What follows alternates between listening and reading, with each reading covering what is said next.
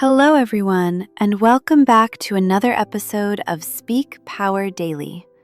I'm Charlotte, and I am sending you a huge wave of positive energy wherever you are in the world right now.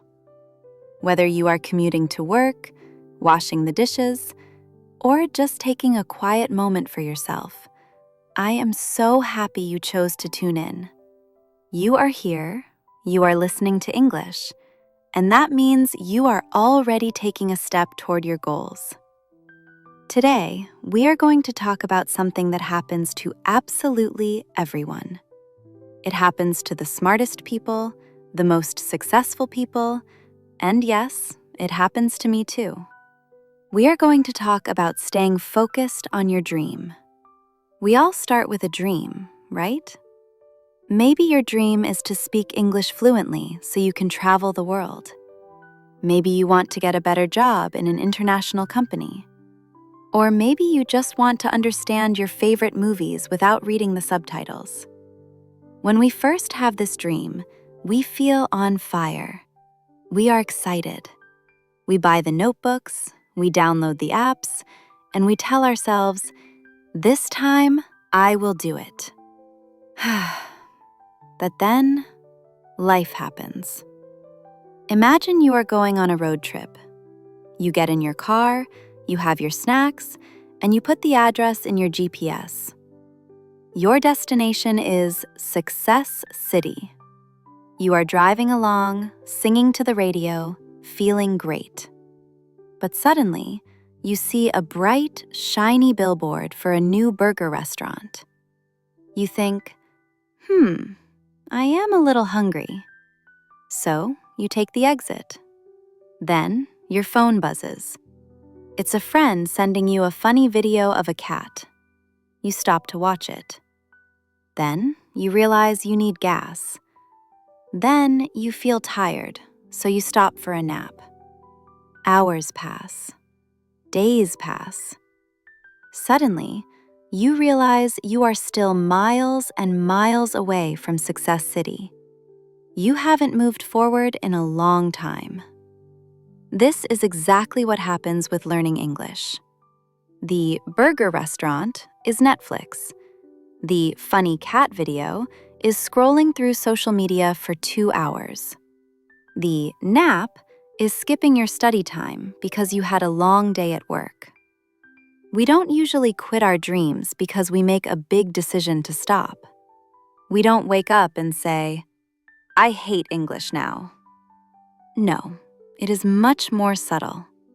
We quit our dreams slowly, one distraction at a time. We lose our focus not because the road is too hard, but because the side roads look so interesting and easy. Staying focused is not about being a robot who never takes a break. It is about remembering where the car is going. It is about knowing the difference between a short rest and completely changing your direction. We live in a world that is designed to steal your attention. Everything is fighting for your eyes and your ears. So, how do we keep our eyes on the road when there are so many flashing lights trying to distract us? So, how do we fight these distractions? The world is noisy. Your phone, your TV, and even your own tired brain are all shouting, "Stop working, just relax, do it tomorrow." To ignore these voices, you need something very strong to hold you in place. You need a superpower.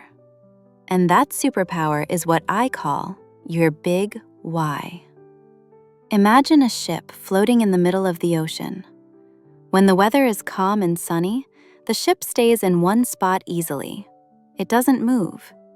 But what happens when a storm comes? What happens when the wind blows and the waves get high?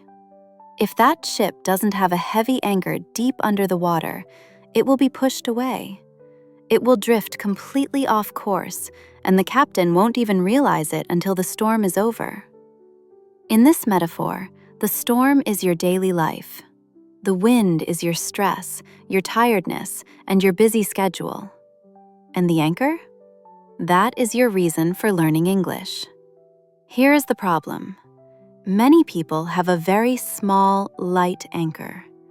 They say, I want to learn English because, well, it is good for my career. Or, I want to learn because everyone speaks English. These are logical reasons, but they are not emotional reasons. They are too light. When the storm comes, when you are exhausted on a Tuesday night, a logical reason will not stop you from drifting to the sofa to watch TV. Logic is weak when we are tired. Emotion is strong. You need to make your anchor heavier. You need to dig deeper. Ask yourself, why do I really want this? Maybe your why is, I want to get a better job so I can buy a house for my family and feel safe. That is a heavy anchor. Maybe it is, I want to travel to London and order a coffee without feeling panic and shame. That is a specific emotional anchor. When you connect your English learning to a deep, personal feeling, it changes everything. It changes, I have to study, into, I want to build my future. I want you to take a moment right now. Think about your dream. Don't just think about the result, like speaking fluently. Think about how it will feel. Imagine the pride you will feel when you understand a joke in a movie. Imagine the relief of answering the phone in English without your heart beating fast. That feeling is your fuel. It is the only thing strong enough to beat the distraction of the burger restaurant we talked about earlier. But even with a strong anchor, the journey is long. And sometimes the road gets very, very boring. So, how do we handle that? We have talked about distractions, and we have talked about finding your deep motivation. But there is another enemy that is very sneaky. It is quiet. It doesn't shout like a notification on your phone. This enemy is simply boredom. When you first start learning English, or when you restart after a long break, you are in what I call the honeymoon phase. Everything is new. You learn the word apple, and then you see an apple and you shout, "Apple!" It feels like magic. You see quick progress. You feel like a genius. But then, weeks or months pass. The magic starts to fade. You are not learning simple words anymore. Now you are studying difficult grammar rules. You are trying to understand phrasal verbs that make no sense. You listen to a podcast, and you still only understand 50%. You feel like you are working very hard, but you are not moving forward. Welcome to the Valley of Boredom. This is the place where dreams go to die. Most people quit right here. They think, well, the excitement is gone, so I must be doing something wrong. Or they think, I am not talented at languages. But here is the secret. The Valley of Boredom is not a sign that you are failing. It is actually a sign that you are doing the work. Let me tell you a story about the Chinese bamboo tree. It is a very special plant. When you plant the seed, you have to water it and give it sunlight every single day. For the first year, you see nothing. Absolutely nothing. The ground looks empty. You water it for the second year. Still nothing. You water it for the third year and the fourth year. People walk by and say, "Hey, why are you watering that dirt? Nothing is growing." It looks like a waste of time. But then, in the fifth year, something incredible happens. In just 6 weeks, the bamboo tree shoots up and grows 90 feet tall. That is huge. Now, the question is, did the tree grow 90 feet in 6 weeks? Or did it grow 90 feet in 5 years? The answer, of course, is 5 years. If the farmer had stopped watering it in year 3 because he was bored or because he didn't see results, the tree would have died. During those quiet years, the tree was growing a massive root system underground. It was building the foundation to support the height it would reach later. Your English is exactly like that bamboo tree. Right now, if you are studying every day but you feel stuck, you are just growing your roots. You are in the valley, watering the dirt. It doesn't look sexy. It doesn't look exciting on Instagram. But this is where the real success happens. The people who reach fluency are not the ones who are always excited. They are the ones who can survive the boredom. They are the ones who keep watering the seed even when they can't see the green leaves yet. They fall in love with the habit, not just the result. So, we know we are in the Valley of Boredom, and we know we need to keep watering our bamboo tree. But I can hear you asking, Charlotte, that sounds nice, but it is really hard. How do I stay motivated when the mountain looks so high? That is a great question. The problem with big dreams is exactly that. They are big. When you look at the top of the mountain from the bottom, it looks scary. You look at your English textbooks, the thousands of words you don't know, and the fast speakers on TV, and you think, I will never get there. The trick is to stop looking at the top of the mountain. Stop looking at the finish line. Instead, look at your feet. Look at the step you are taking right now. I want to introduce you to a concept called the 1% rule. It is very simple, but it is mathematically powerful. The idea is this: don't try to improve your English by 100% today. That is impossible. Don't even try to improve by 10%. Just try to improve by 1%. What does 1% look like? It is learning one new idiom. It is listening to one song in English and reading the lyrics. It is writing 3 sentences in your journal. It is speaking to yourself in the mirror for 2 minutes while you brush your teeth. These things seem tiny, right? You might think, Charlotte, learning one word won't make me fluent. And you are right. One word won't make you fluent today. But if you improve by 1% every single day, the math says that by the end of the year, you will be 37 times better than when you started. This is the magic of compound interest. It works for money, and it works for knowledge.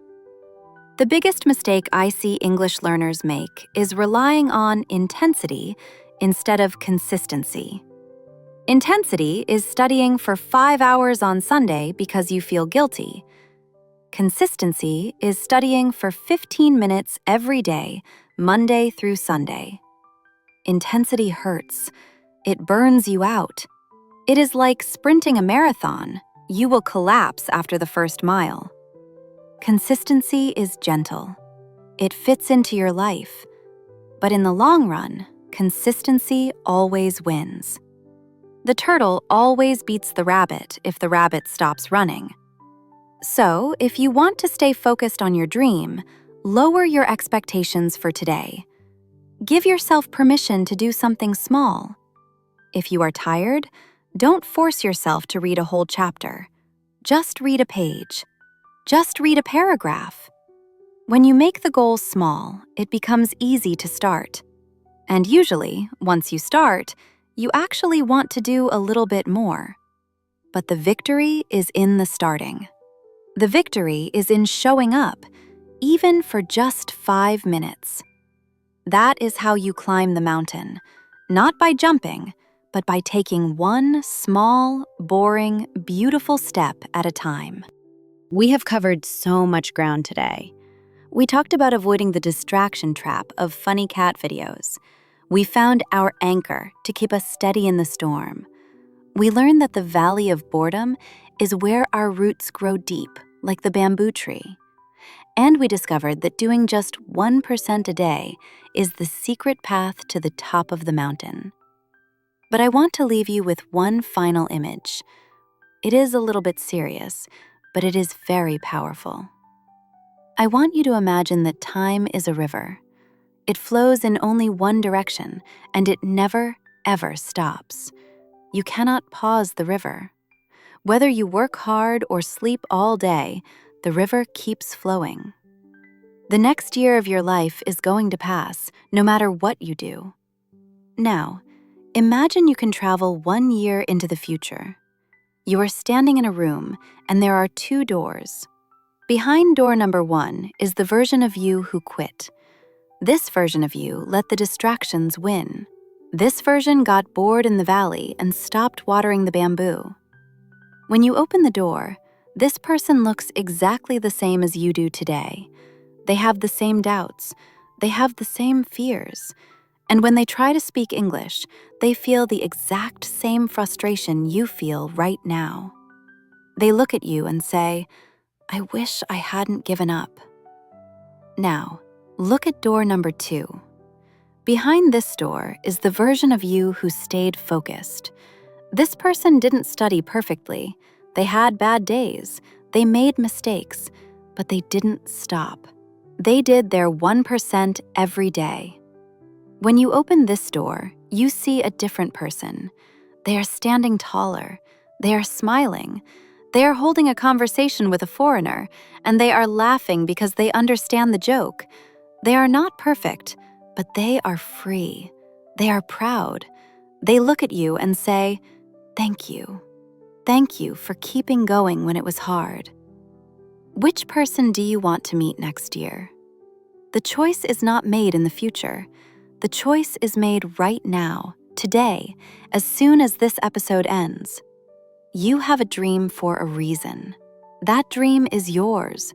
Do not let it fade away just because the road is long. Do not trade your big dream for a small distraction. Your future self is waiting for you, and they are cheering you on. They are begging you to keep walking. So, here is my final task for you. When you turn off this podcast, do just one small thing for your English. Just one.